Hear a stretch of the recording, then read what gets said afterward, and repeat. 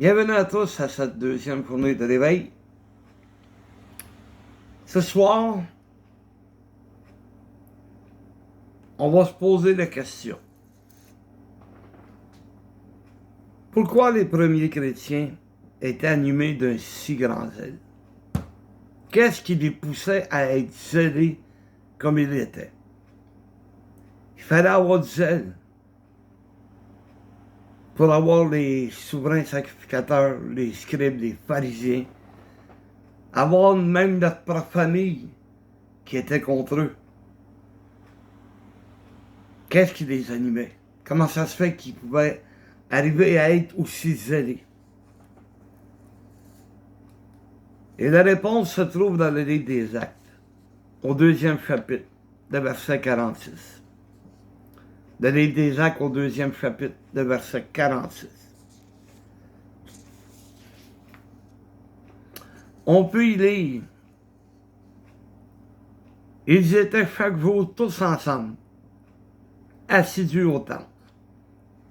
Ils rompaient le pain dans les maisons et prenaient leur nourriture avec joie et simplicité de cœur, louant Dieu et trouvant grâce auprès de tout le peuple. Et le Seigneur ajoutait chaque jour à l'Église ceux qui étaient sauvés. Aujourd'hui, c'est assez difficile d'être assemblé chaque jour au temple. Lorsque ces événements sont arrivés, ils étaient dans la période des fêtes, comme la Pentecôte. Alors les gens ne travaillaient pas, et allaient à Jérusalem, et allaient célébrer la fête. Et aujourd'hui, on a des engagements. Aujourd'hui, on doit travailler, on a une famille à faire vivre, et on ne peut pas être chaque jour assidu au temple. Mais le plus souvent que nous sommes réunis, mieux c'est. Quand on peut recevoir des gens à la maison, des frères, des sœurs dans le Seigneur, on passe des moments agréables. On dirait que ça nous ranime. Ça nous amène un nouveau zèle. Le fait d'être réunis, de louer Dieu, de prier Dieu, ça nous donne du zèle. Mais,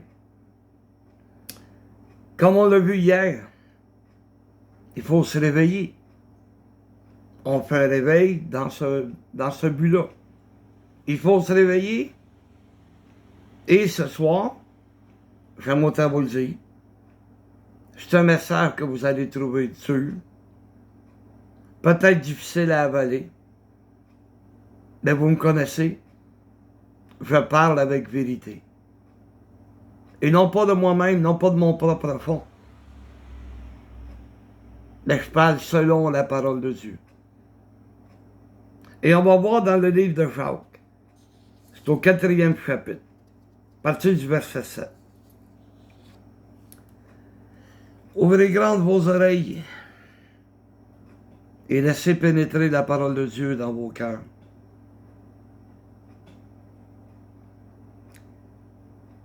Quand on fait la lecture du livre de Jacques, on ne parle pas de Jacques l'apôtre, parce que l'apôtre a été tué par le roi Hérode. Le Jacques dont il est mention ici, c'est le frère naturel du Seigneur, le frère du Seigneur Jésus, un autre des fils de Marie et Joseph. Et Jacques n'est pas tendre dans toutes ses écritures. Jacques va direct, droit au but.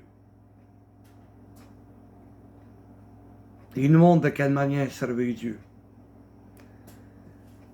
Et regardez bien ce qui est écrit dans Jacques 4, à partir du verset 7. Soumettez-vous donc à Dieu. Résistez au diable, et il fuira loin de vous. Résistez au diable. Si Jacques l'écrit, c'est parce qu'on peut résister au diable. Dans la livre de 1 Corinthiens, au 3e chapitre, on peut y lire qu'il n'y a aucune tentation qui vous est survenue, qui est humaine, et que Dieu ne préparera pas le moyen de s'en sortir. Trop souvent, oh, je suis faible. On a tous des faiblesses. Mais si on résiste au diable, il va s'en aller.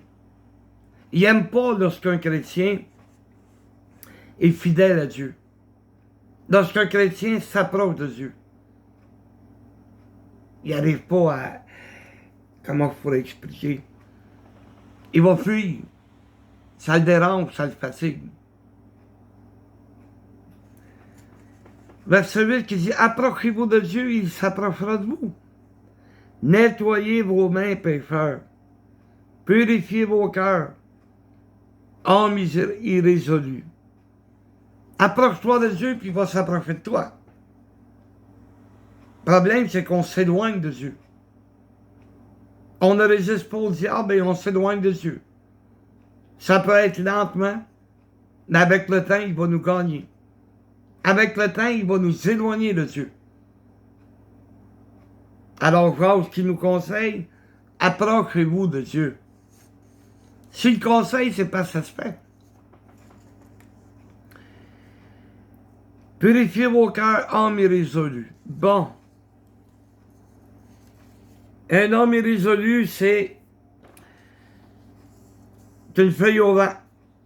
Un chrétien qui ne sait pas ce qu'il veut. Il n'est pas capable de se brancher.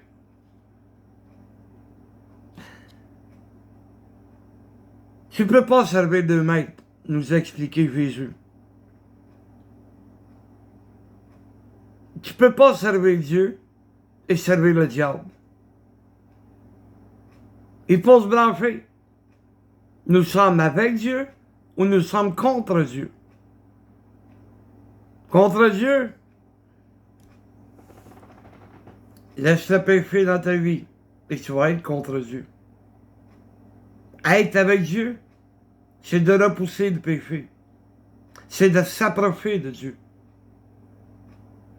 C'est de le servir. Verset 9. Il va loin en disant, sentez votre misère. Soyez dans le deuil et dans les larmes. Que votre rire se change en deuil et votre voix en tristesse. Hey, sentez votre misère. Regarde où t'en es rendu. T'en es rendu comme dans une période de deuil. Où ce que la joie se change tout le temps en tristesse. T'es pas capable d'être heureux, t'es pas capable de te réjouir. Et pourtant, c'est ce que Dieu demande. Il faut se réjouir dans le Seigneur.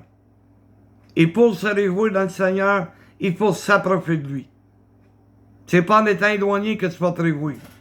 Ah, tu vas te réjouir avec les choses du monde, mais tu ne te réjouiras pas dans le Seigneur.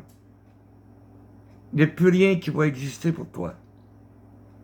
Tout ce que le Seigneur peut permettre, tu ne l'auras pas. Toute la joie que le Seigneur donne, tu ne la trouveras pas. Toute la paix que le Seigneur donne, tu ne la retrouveras pas.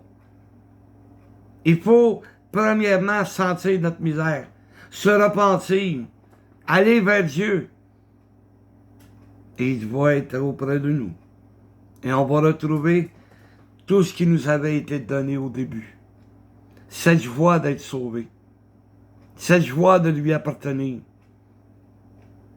On va tous la retrouver. Mais premièrement, il faut sentir notre misère. Et quelqu'un me dit un jour, il dit, si on était riche, ça serait bien plus facile d'être dans le Seigneur. C'est bien plus facile de servir Dieu. Mais c'est pas ce que Dieu pense. Et c'est pas ce que Dieu nous laisse comme des Écritures. Dans les Écritures, le Seigneur nous dit dans le livre de l'Apocalypse 3, le verset 15, il parle justement des riches. Il dit, je connais tes œuvres. Je sais que tu n'es ni froid ni bouillant. Puisses-tu être froid et bouillant? Ainsi, parce que tu es tiède et que tu n'es ni froid ni bouillant, je te vomirai de ma bouche. Parce que tu dis, je suis riche, je me suis enrichi, et je n'ai besoin de rien. Et parce que tu ne sais pas que tu es malheureux, misérable, pauvre, aveugle et nu. Je me suis enrichi. J'ai un statut social au top. Très beau être riche, tu pourrais être millionnaire. Mais mec, t'arrives devant Dieu, tu vas être nu. Complètement nu. Tu ne pourras pas amener ton argent avec toi. Tu ne pourras pas amener toutes tes possessions. Tu vas te présenter devant Dieu complètement nu. Et il dit, regarde, tes richesses, là, tu te rends même pas compte. Tu ne sais même pas que tu es malheureux. Même si tu serais le millionnaire le milliardaire, tu ne sais pas que tu es malheureux.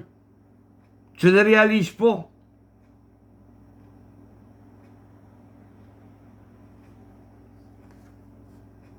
Ce qui est important dans ta vie, c'est l'argent que tu vas faire. C'est ça qui est malheureux. Même si tu avais toutes les possessions que ton cœur désire, tu vas rester malheureux. Tu ne trouveras jamais la joie du Seigneur. Jamais. Tu es misérable. Ah, pas misérable, je suis milliardaire. Tu es misérable. Parce que tu ne connais même pas Dieu. Tu t'intéresses même pas à Dieu. Alors tu es misérable. Tu es pauvre. Tu es pauvre parce que tu n'as pas l'amour de Dieu. Mais tu t'en rends pas compte. Quand tu te promènes dans ta Lamborghini, tu t'en rends pas compte. Mais tu es pauvre. Tu es pauvre aux yeux du Seigneur. Même si tu avais tout l'or du Fort Knox aux États-Unis, même si tu possédais tous ces lingots-là, tu serais encore pauvre. Tu sais, c'est Dieu qui l'a fait, l'or. C'est Dieu qui l'a fait, l'argent, des rubis, des pierres précieuses. Penses-tu qu'il en a besoin? Pas ça que Dieu cherche. Ce que Dieu veut, c'est notre amour. C'est pour ça que tu es pauvre. C'est pour ça que tu es misérable. C'est pour ça que tu es malheureux. Il faut avoir Dieu dans notre cœur. Il faut que le Seigneur Jésus soit là. C'est là que tu vas devenir riche. Lorsque tu vas pratiquer l'amour du Seigneur. Lorsque tu vas aimer le Seigneur. C'est là que tu vas être riche. L'argent n'a pas de valeur pour Dieu. L'argent, c'est du papier. L'argent, c'est de l'or. C'est des petites bricoles. Ça vaut rien aux yeux du Seigneur. C'est lui qui l'a fabriqué. Fait, il nous promet une ville où les rues vont être pavées d'or. Pas d'asphalte, pavées d'or. On en prend de l'or pour faire ça.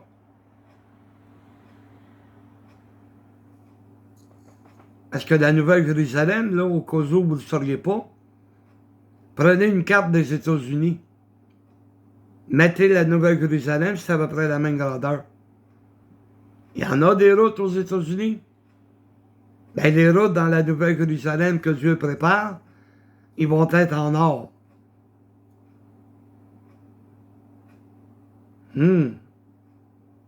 Voyez-vous pourquoi faire que l'or n'a pas d'importance pour Dieu?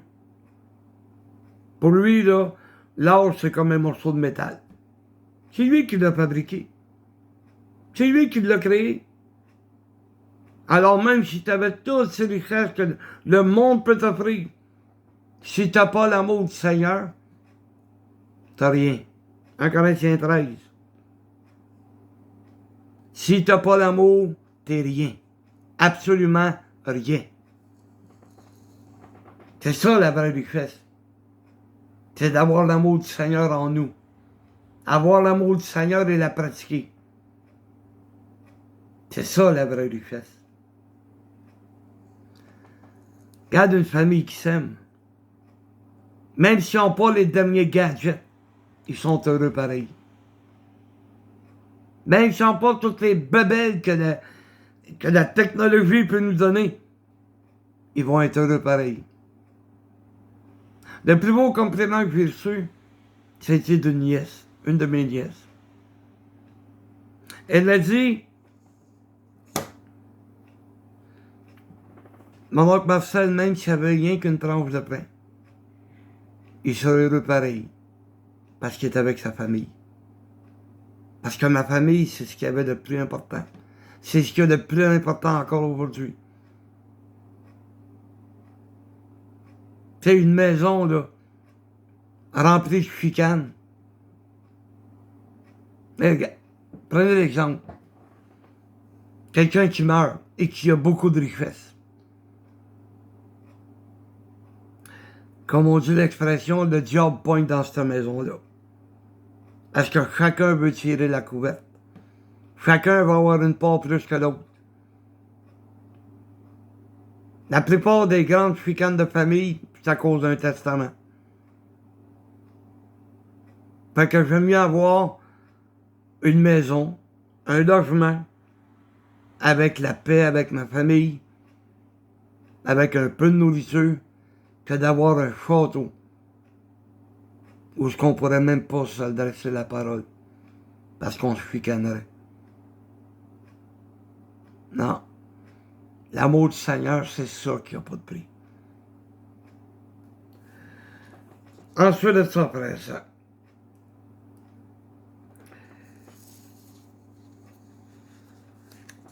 Le riche a oublié une chose. Si Dieu permet que tu aies des richesses, c'est pour aider ceux qui sont dans le besoin. Les hommes riches aujourd'hui vont tout faire pour se sauver de l'impôt. Ils vont envoyer ça dans des paradis fiscaux. Au lieu de prendre le surplus, prendre ce qui leur est nécessaire et prendre le surplus puis de partager aux plus pauvres. Jésus en a fait une image. Un homme riche avait eu une bonne récolte. Et il s'est dit en lui-même, mais je vais abattre mes greniers, m'en bâtir les plus grands. Puis après ça, je vais pouvoir m'asseoir sur mon steak. Je vais pouvoir prendre ça mollo. Mais la nuit même, il n'a pas pu réaliser son rêve, il est mort. Et tout ce qu'il a préparé, à qui ça va servir? À ses enfants qui vont se chicaner? À ses enfants qui vont flouber? Qui vont gaspiller toutes les efforts que cet homme-là va avoir fait dans sa vie? On n'est pas pauvres, nous sommes riches. On a de la nourriture, un toit au-dessus de nos têtes. On parle ta vie avec les gens qui sont itinérants. Les gens qui sont obligés de faire du camping en plein hiver parce qu'ils n'ont pas de logement. Parce que la flambée de la hausse des logements est sans pareil. Compare ta vie. Tu vas voir que tu es vraiment bien. Que Dieu même t'a gâté. Il t'a donné plus que de ce qu'on avait de besoin. En tout cas, c'est mon cas. Il m'a donné beaucoup plus. Excusez-moi.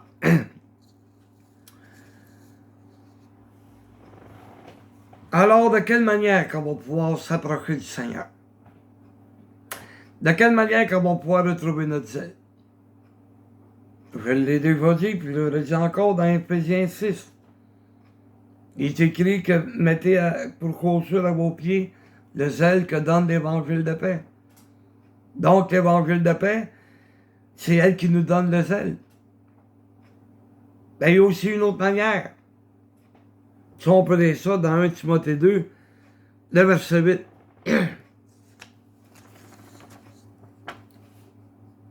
Je veux donc que les hommes prient en tout lieu, en élevant des mains pures, sans colère ni mauvaise pensée.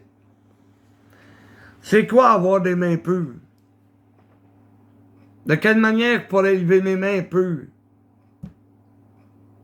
Facile d'élever les mains. Mais elles ne sont pas pures. Pourquoi? Parce que j'ai désobéi à Dieu. Les mains sont salies par le péché. Comment je peux élever des mains pures? Faut pas qu'il y ait de colère. Faut pas qu'il y ait de mauvaise pensée. C'est d'aller à Dieu et demander pardon. Demander à Dieu de nous pardonner. Mais n'oubliez jamais que Dieu nous pardonne de la manière que nous pardonnons. Excusez-moi, et quand je regarde les gens se promenaient avec leurs petites crottes sur le cœur, avec leurs amertumes, avec leurs chicanes,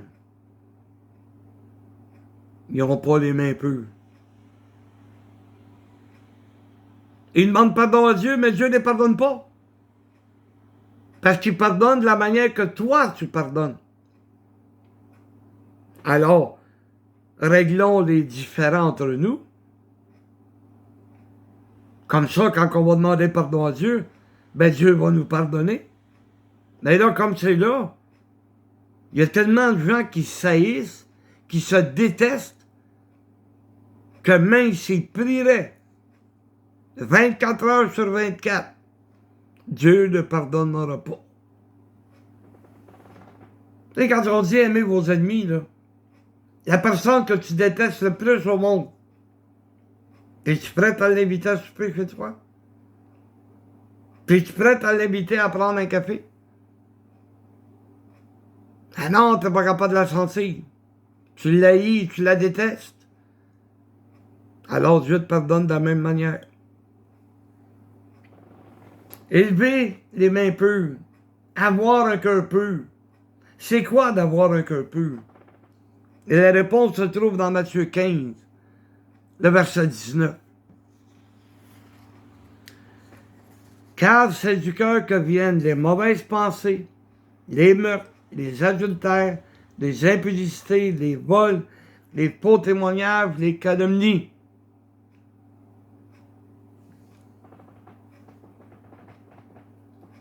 Les mauvaises pensées, là, ils viennent toujours du cœur. Vous allez me dire, oui, mais c'est parce que c'est avec notre tête. Oui, oui, oui. Je comprends. Quand tu es excité à la vue d'une femme, ou excité à la vue d'un homme, c'est des mauvaises pensées qui viennent du cœur. Quand tu regardes une femme, puis oh, oh, oh, t'aimerais ça l'avoir dans ton lit. C'est des mauvaises pensées. Mais les mauvaises pensées, c'est pas rien que le sexe. Ça va beaucoup plus loin. Quand tu détestes quelqu'un, tu le détestes avec tout ton cœur. Quand tu haïs quelqu'un, tu l'haïs avec tout ton cœur. Tu sais, quand quelqu'un dit « je l'haïs pour m'en confesser », c'est un problème, mon ami.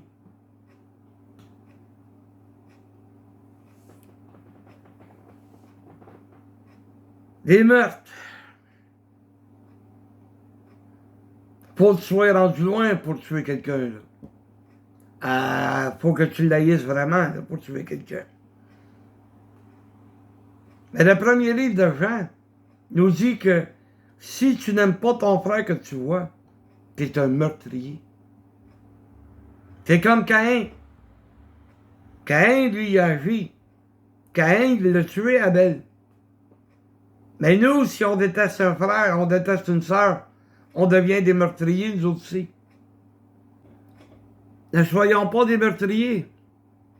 Aimons-nous les uns des autres. C'est le commandement de Dieu. Commandement laissé par Jésus. Les adultères. On m'en a parlé, on en a qu'à regarder autour de nous.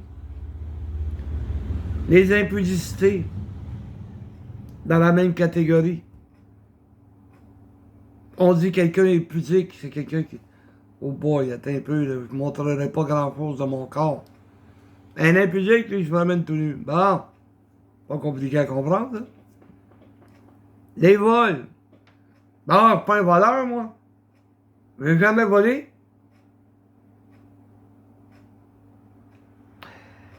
Si tu fraudes le gouvernement, tu es un voleur. Pas nécessaire d'aller faire un dépanneur avec un 12 en main. Il y a bien des manières qu'on peut être des voleurs. Mais ça, c'est avec tout ton cœur que tu le fais.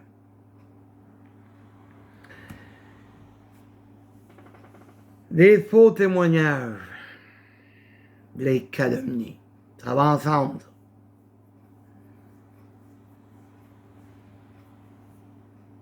Vous savez, les mermaids, les commères, ceux et celles qui aiment se promener d'une maison à l'autre et qui vont parler en mal de tout le monde. Ils sont pas capables de trouver des choses belles à dire sur quelqu'un. Ils vont le calomnier. Ils vont emmener des faux témoignages. Vous savez, comme moi, quand il se passe un événement et qu'un autre le raconte à un autre, mais l'événement qui était le lendemain est rendu le lendemain, puis là, l'autre prend ça, puis là, c'est rendu le lendemain, puis c'est rendu le lendemain. Et pourtant, c'était un simple incident, tout petit. Mais chacun met son petit grain de sel. Chacun commence à mettre un peu plus. Vous savez, mon père était un homme, un vrai conteur. À chaque fois qu'il nous racontait des événements de son enfance, il en rajoutait toujours un petit peu plus. Toujours un petit peu plus. Pour rendre ça plus intéressant. Mais il ne faisait pas de mal à personne en faisant ça. Il n'allait pas voir la voisine, puis il disait, ben, ton mari, c'est un ci, c'est un ci, c'est un ci, c'est un ça. Il n'allait pas voir le voisin pour dire, hey, j'ai vu ta femme avec un autre homme, blablabla. Vous savez comme moi, comment que ça peut débouler? Mais ça vient du cœur. Ouais, c'est tout fait à partir du cœur. Mais le Seigneur nous dit, c'est pas de main qu'on devrait agir. C'est pas de cette manière-là que nous devrions agir. Si tu veux retrouver le zèle, sois obéissant. Réveille-toi. Il est temps de se réveiller. De faire de nous des personnes qui vont servir Dieu. Et non pas se servir soi-même. Il est temps de se réveiller. Vous savez, il y a un cantique qu'on chante et qui dit que la voix du Seigneur m'appelle, il est temps de s'éveiller. La moisson est vaste et belle, qui veut pour moi travailler. C'est ton sauveur, oh mon frère, dont l'appel s'adresse à toi. Réponds-lui d'un cœur sincère, me voici, maître, prends-moi. Oui, la voix du Seigneur nous appelle. Oui, il est temps de se réveiller. Il est temps de servir Dieu. La moisson est grande, mais petite est notre foi. Et Jésus nous commande d'aller vers eux quand même. Il est temps de s'éveiller. Que Dieu nous bénisse. Amen.